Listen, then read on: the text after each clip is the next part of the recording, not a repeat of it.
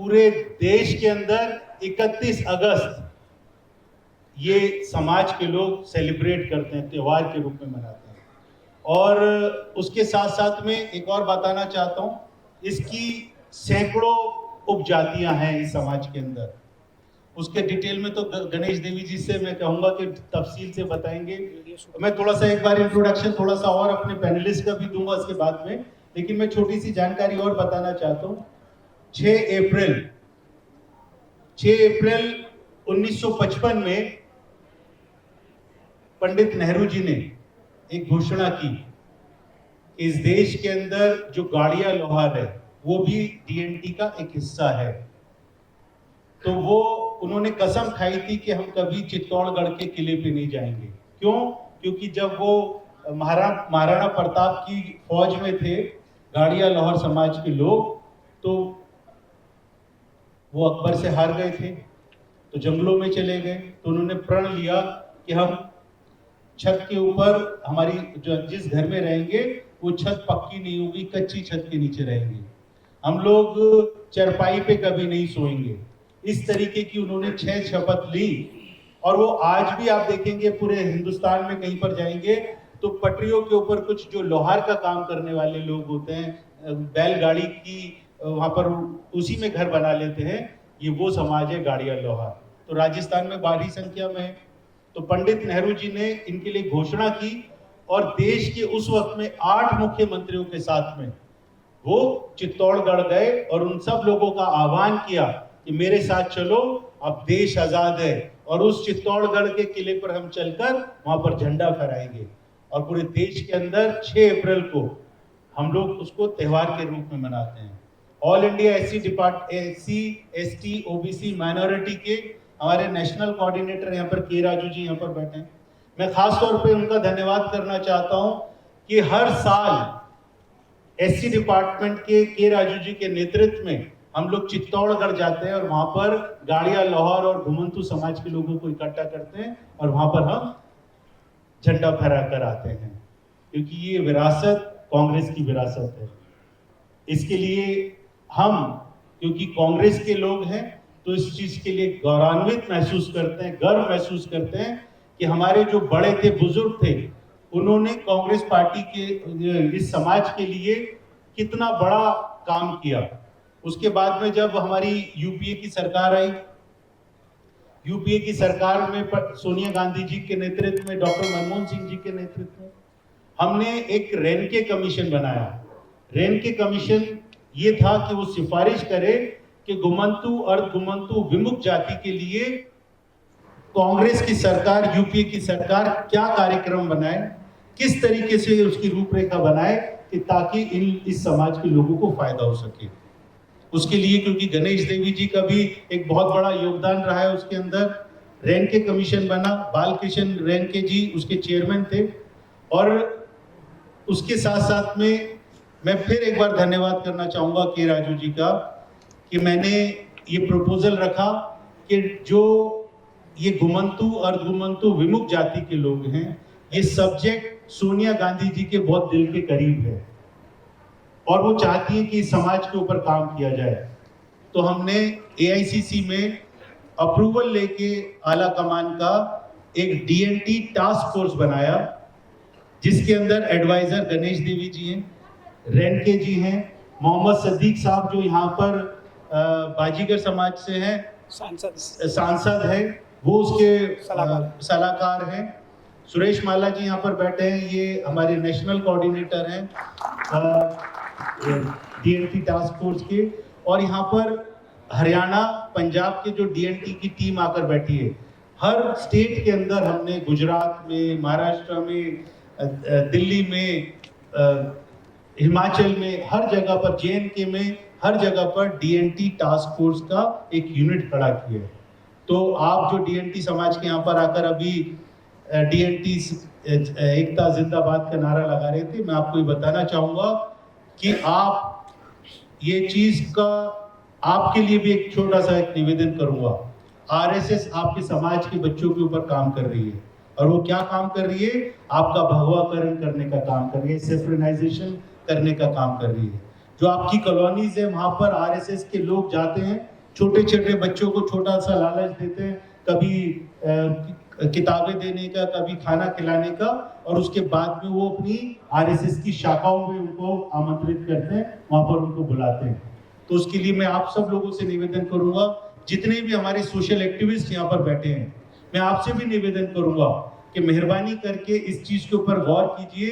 ये समाज हमारे लोग हैं, ये इस समाज के लोग, और इनको संभाल के रखना, इनको बचा के रखना, इनकी विरासत को बचा के रखना कांग्रेस जन का होने के नाते और सोशल एक्टिविस्ट होने के नाते हमारा कर्तव्य बनता है, धर्म बनता है।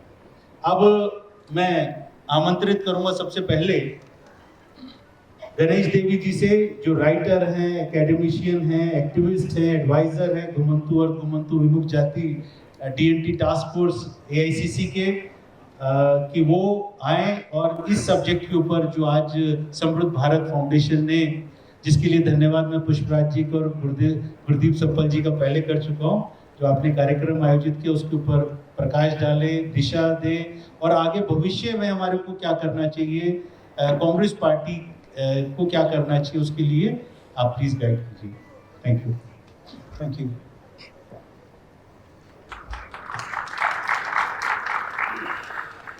सप्पल जी, के राजू जी, पुष्पराज देशपांडे जी, और जिन्होंने कांग्रेस पार्टी के तरफ से डीएनटी की पूरी जिम्मेवारी उठाई है, बहुत बहुत बड़ा काम समाज के लिए जो कर रहे हैं, वो मेरे दोस्त राजेश ढिलोतिया जी, मेरे साथी पैनलिस्ट और यहाँ उपस्थित सभी भाई बहन, मैं आपके सामने 5 बिंदु, क्योंकि समय कम है, रखना चाहता हूँ। 1871 में जब लॉर्ड मेयो गवर्नर जनरल थे, उन्होंने कानून बनाया क्रिमिनल ट्राइब्स एक्ट, और खास करके जो अंग्रेजों का फैलाव हो रहा था उसमें जो बाधा डालते थे, ऐसा अंग्रेजों को लगा, उन सबको क्रिमिनल बता के झूठी तरह से उनको सेटलमेंट्स में रखने का तय हुआ। 52 सेटलमेंट्स बनाई, शायद ज्यादा ही सेटलमेंट्स होगी। उस समय भी लॉर्ड मेयो को विरोध हुआ था, और शायद आपके पास ये पुस्तिका आई होगी, उस पे जो फोटो है शेर अली अफरादी, इन्होंने लॉर्ड मेयो को मारा था। ये 1872 की बात है। तब से 1952 तक, जवाहरलाल नेहरू का समय आने तक 70 साल ये लोग सेटलमेंट्स में रहे, कोई भी तनख्वाह मिले बगैर, कोई भी वेतन बगैर काम करते रहे। रेलवे बनाना, रोड बनाना, ब्रिज बनाने, उसमें कितने मर गए उसका कोई हिसाब नहीं है, वो कभी रिकॉर्ड निकालना चाहिए, क्योंकि वो सब इस देश के आज़ादी के लड़त के, हमारे ही देश के नागरिक थे, उनका सम्मान होना चाहिए। कहीं ना कहीं हमारे देश में ऐसे डीएनटी के व्यक्ति जो सेटलमेंट्स में मर गए, उनका स्मारक बनना चाहिए, एक national memorial, national DNT memorial बनना चाहिए। जवाहरलाल नेहरू ने habitual offenders act, criminal tribes act निकाला। हैबिचुअल ऑफेंडर्स एक्ट जो कानूनी ढंग से सही है वो लगा। उसके बाद जो जैसे राजेश जी ने बताया, डॉक्टर मनमोहन सिंह जी के समय नेशनल कमीशन बना, एक टेक्निकल एडवाइजरी ग्रुप बना, जिसमें डॉक्टर अजय दांडेकर यहाँ उपस्थित है, वो भी सदस्य थे, मैं था। बात ये है कि ये केवल घुमंतू, जिसे गुजराती में विचरती जनजाति कहते, मराठी में भटके यायावर कहते, डिनोटिफाइड नोमैडिक, सवाल वहां तक सीमित नहीं है। आज के स्थिति में हमारे देश में बहुत सारे लेबरर्स एक स्टेट से दूसरे स्टेट को जा रहे हैं, उनकी तरफ भी लोग एक सस्पिशन के साथ देख रहे हैं, संशय की नजर से देखते हैं।